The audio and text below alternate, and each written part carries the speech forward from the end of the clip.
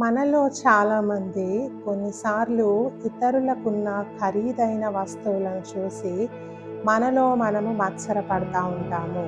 వారికి అంత costly things ఉన్నవి నాకు లేవు అని.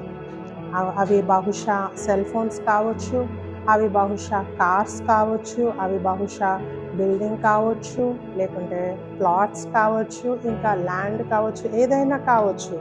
ఇతరులవి చూసి ఆశపడతా ఉంటాము. నాకు కూడా ఉంటే బావుండు, నాకే అది దక్కితే బావుండు, వాళ్ళకెందుకుంది నాకు లేదు అని చాలాసార్లు మనలో మనము మత్సర పడిపోతూ ఉంటాము.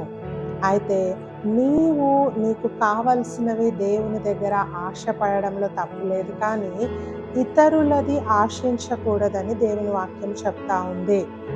ఇతరులది అన్యాయంగా లాక్కోవాలనో, లేకుంటే అన్యాయంగా వారి నుంచి తీసుకోవాలనో అటువంటి ఆలోచన మనలో ఉంటే అది చాలా అది అది భయంకరమైన పాపము అని వాక్యం చెప్తా ఉంది.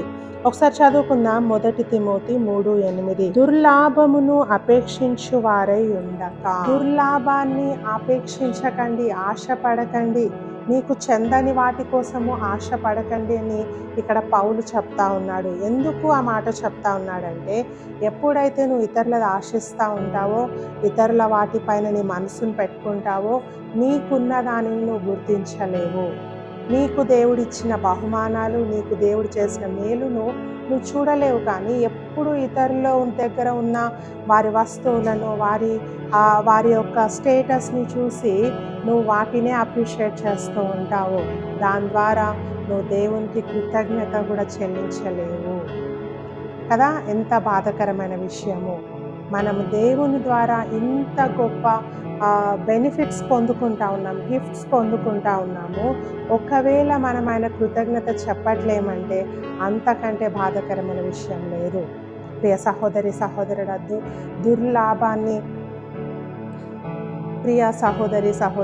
దుర్లాభాన్ని అపేక్షించకుండా మనకున్న దాంట్లో తృప్తిగా ఉందాం. ఇతరుల దగ్గర మనకంటే ఎక్కువగా ఉంటే వారిని అప్రిషియేట్ చేద్దాం, వారిని ఇంకా బ్లెస్ చేద్దాం, ఇంకా ఆశీర్వదిద్దాము. God bless you.